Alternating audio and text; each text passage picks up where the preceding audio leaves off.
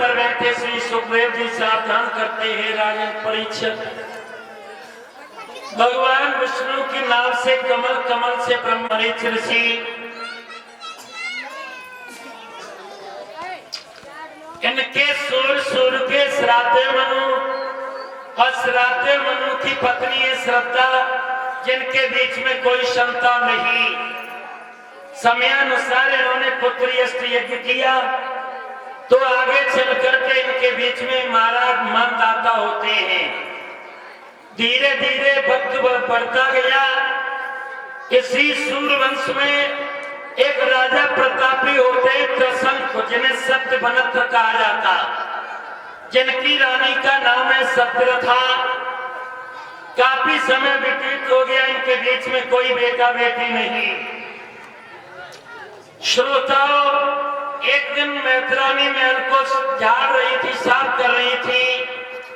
रानी के मुखारबिंद को जैसे ही इन्होंने देखा, ओठ में कुछ बुदबुदाने लगी। रानी समझ गई कि मैं बांझ हूं, निपोतनी हूं, इसलिए ये प्रजा के लोग हमें और हमारे महाराज के चेहरे को देखना सुबह सुबह पसंद नहीं करते। जरूर इसने कुछ न कुछ कहा होगा। मैत्रानी ने सोचा कि इस निपुतनी का मुख मैंने क्या देख लिया, हो सकता है मेरे घर में आज कोई अप्रिय घटना हो जाए, हो सकता है मुझे शाम तक भोजन न प्राप्त हो। ऐसे शब्द सुनकर के रानी सत्यरथा ने आज अपने प्रीतम को जलपान कराया, भोजन कराया। महाराज कचहरी के लिए तैयार हो रहे थे भक्तों।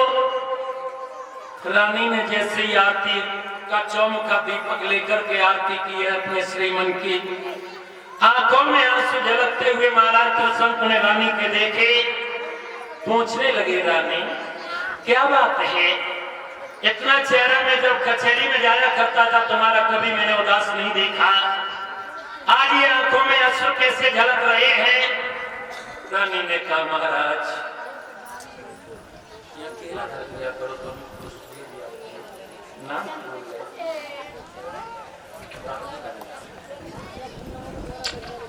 ये श्रीमान रामजी लाल यादव 1 से 51 रुपए का पुरस्कार हमें, 11 रुपए का पुरस्कार सभी हमारे संगीत वादकों को दे रहे हैं। भगवान लंबी उम्र प्रदान करें, यही मेरी आशा है, यही मेरा आशीर्वाद है।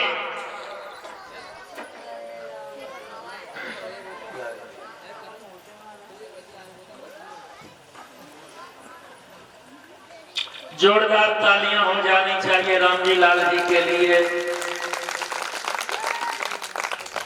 अब देले रामजी लाल 2 दिन और रह गए हैं।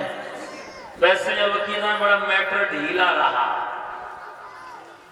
पता न सारा रुपया पब्लिक ने इलेक्शन में लगा दिया, जाने क्या होगा, या मंच ऊंचा कर दिया। यज्ञपति मुस्कुरा रहे हैं, तुम पे हम पेलेंटी रखेंगे, चिंता ना करो। यज्ञ में अगर यज्ञपति बने और स्वर्ण दान ना करें तो कोई ज्यादा लाभ, और स्वर्ण दान ना करे तो पल्लंगवाओ पिलाटो लंगवाओ। भोलानंद चंद भगवान की। जैसे ही रानी सत्यरथा से भगवान के भक्त त्रसंक ने विचार किया है, रानी ने अपने श्रीमन की कलाई पकड़ ली, आंगन में बैठाया और हाथ जोड़ करके अपने पति देव से बोली है, रानी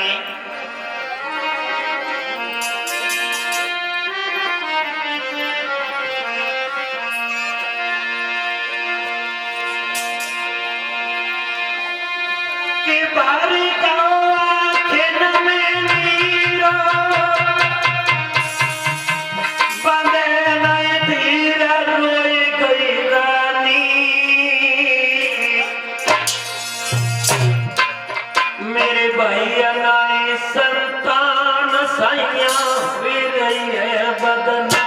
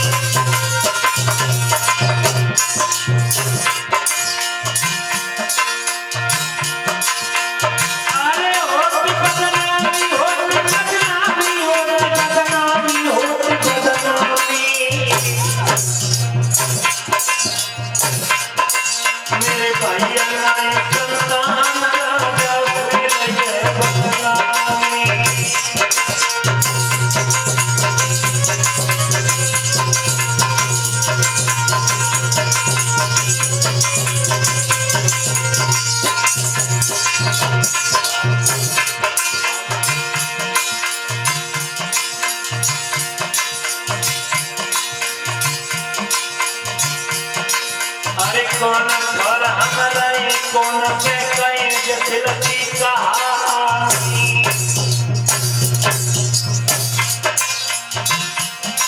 और इतनी कहे के बाद मेरे रोई गई वो महारानी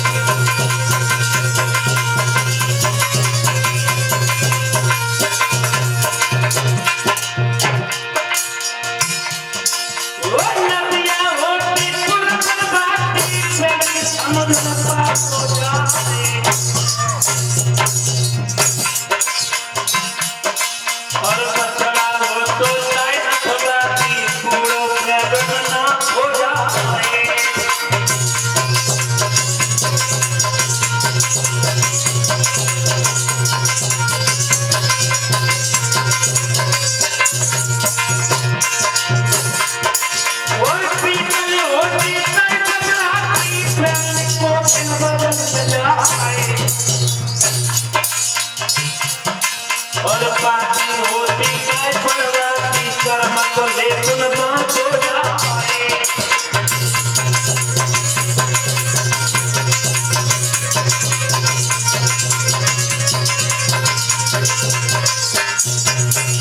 हाथ जोड़ करके रानी सप्तरखा कहने लगे भगवान दुनिया के लोग तुम्हें निर्वंशी और हमें बाज कहते हैं कोई अगर उपाय हो तो किसी तरह से संतान हमारे बीच में हो जाए ये हमारे तुम्हारे सर से कलंक मिट जाए जो ये राजा ने शब्द सुने तो राजा मुस्कुरा करके कहने लगे रानी आज तुम किसके बहकाने से बैठ गई हो तुम्हें नहीं मालूम है ये सारी प्रजा हमारी संतान के समान है जब तक हम पर जवानी है हम प्रजा की सेवा करेंगे और चौथे पन में तुम्हें लेकर के वन गमन कर चलेंगे रानी कहने लगी महाराज जब चौथे पन में वन के लिए हम और आप जाएंगे इस गद्दी का उत्तराधिकारी कौन होगा श्री राजा त्रिशंक असमंजस में पड़ गए रानी से कहने लगी रानी ये तो विधि का विधान है हमारे तुम्हारे अच्छे कर्म प्रारब्ध के नहीं रहे जो हमारे तुम्हारे बीच में संतान नहीं आ पाई और राजा का भी आज मन विचलित हो गया अब राजा को देख करके रानी को देख करके राजा अश्रु बहाने लगे आज मन में राजा ने विचार किया है आज मैं कचहरी में जाकर के न्याय अन्याय का फैसला नहीं कर पाएंगे रानी आज हम प्रजा का आकलन करेंगे हमारे जैसे दीन दुखी हमारे राज्य में कितने रहते हैं आगे हम वन प्रांत में भी जा सकते हैं क्योंकि हम देखेंगे कोई हमारे यहाँ दुखी तो नहीं है और राजा त्रिशंक ने घोड़े की लगाम हाथ में थाम ली रानी निहारती रही आज जैसे ही महाराज त्रिशंक को आकलन करते हुए प्रजा का जा रहे हैं वन की ओर पहुंचने वाले थे हुआ क्या अरे वही घोड़ा पे सवार करी थी जंगल की तैयारी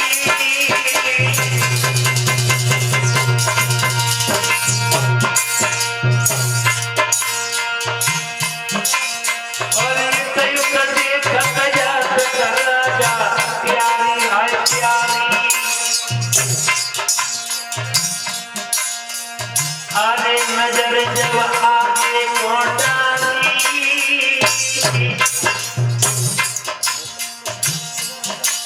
एक गैया खाए रही खेत सोच लो राजा बलधारी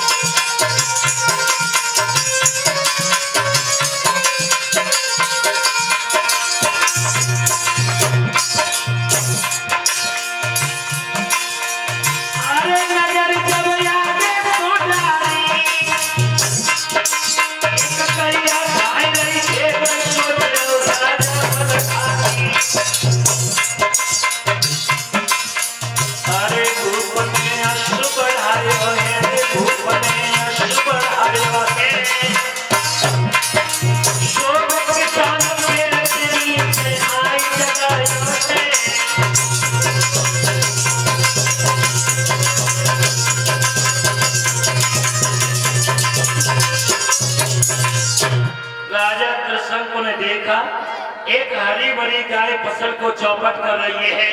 राजा ने सोचा अगर मैं गाय को निकालता हूं तो मुझे पाप लगेगा, अगर इस किसान को सोते हुए नहीं जगाता हूं तो मुझे देखे का पाप लगेगा।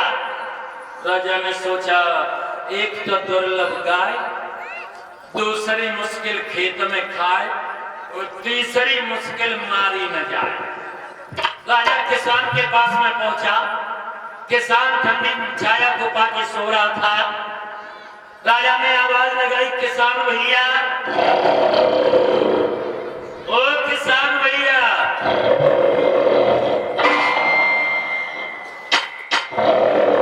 जाग जाओ। जिस फसल की रखवाली करने के लिए तुम यहाँ पर आए, उस फसल को एक गाय चौपट कर रही है। जाग जाओ भैया। मैं समझता हूं किसान की भूख और नींद को, लेकिन किसान का आलस किसान के जीवन में कुछ लक्ष्य हासिल नहीं करने देता। जाग जाओ, जाग जाओ, जाग जाओ। अरे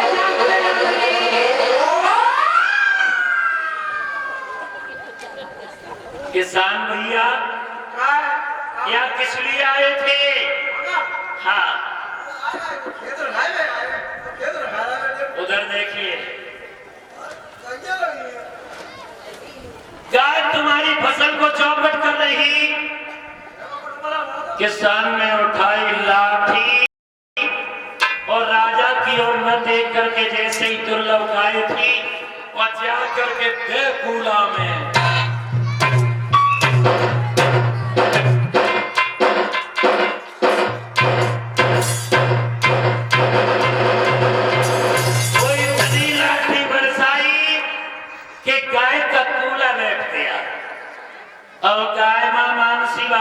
किसान से बोले, किसान भैया, मैं तेरा तो खेत बर्बाद कर रही थी, लेकिन मैंने इस राजा का क्या बुरा किया था, इसने मेरी ये दशा करवाई।